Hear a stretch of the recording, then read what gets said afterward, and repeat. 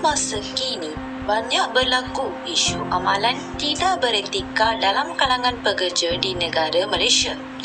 Menurut laman web Dewan Bahasa dan Pustaka, pekerja didefinisikan sebagai orang yang bekerja untuk menjana pendapatan bagi meneruskan kehidupan seharian mereka. Manakala etika kerja diertikan sebagai tanggungjawab dan tingkah laku yang sewajarnya ada pada seseorang yang menjawat sesuatu bidang pekerjaan.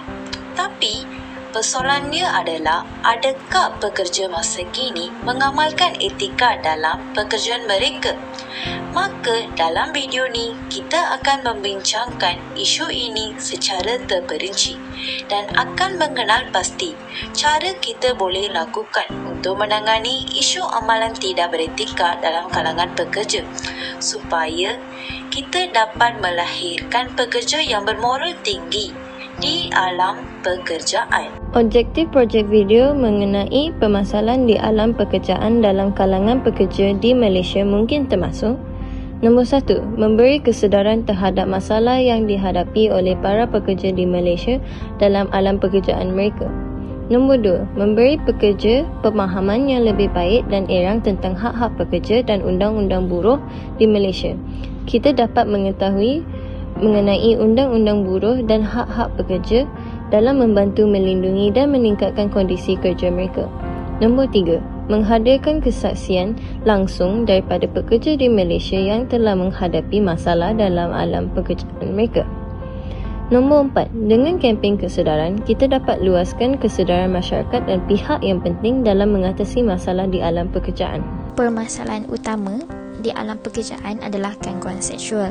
Gangguan seksual boleh definisikan sebagai sesuatu perilaku negatif yang sering dilakukan oleh seseorang individu terhadap individu yang lain sehingga boleh menyebabkan permasalahan isu kepada individu tersebut. Masalah gangguan seksual di alam pekerjaan boleh mengerikan dan menyiksa perasaan mangsanya, di mana mangsa akan menghadapi perasaan marah, benci, tertekan, terhina dan menghilangkan pertimbangan sehingga menjejaskan kesihatan mental, fizikal serta emosi mereka. Sebagai contoh, pada tahun 2013, sebuah kes yang berlaku di Kuala Lumpur apabila seorang guru wanita trauma dicabul dan mengalami tekanan perasaan yang serius sehingga menyebabkan beliau mahu membunuh diri selepas mendakwa mengalami gangguan seksual serta dicabul seorang guru lelaki di sekolahnya. Gangguan yang dilakukan oleh seorang guru lelaki berusia 50-an yang sudah mempunyai cucu itu dikatakan berlaku sejak lebih 3 tahun lalu. Hal ini dapat menunjukkan bahawa isu gangguan seksual perlu dipandang serius agar permasalahan seperti ini tidak berlaku sehingga menjejaskan anak murid kerana mereka sering mengambil teladan daripada orang sekeliling mereka. Menurut Utusan Malaysia pada tahun 2021, sebanyak 11,914 kes gangguan seksual direkodkan Polis Diraja Malaysia PDRM dalam tempoh 4 tahun, terutamanya wanita di alam pekerjaan. Oleh itu, wanita maupun lelaki haruslah mengambil langkah berjaga-jaga dan mengenal pasti gangguan seksual agar tidak menjadi mangsa, kerana gangguan seksual boleh berlaku kepada sesiapa sahaja tanpa mengira umur, jantina, kaum dan bangsa. Oleh itu, pihak-pihak yang bertanggungjawab haruslah mengambil serius dan memainkan peranan mereka dalam menangani masalah gangguan seksual di alam pekerjaan agar dapat dibanteras daripada pangkalnya.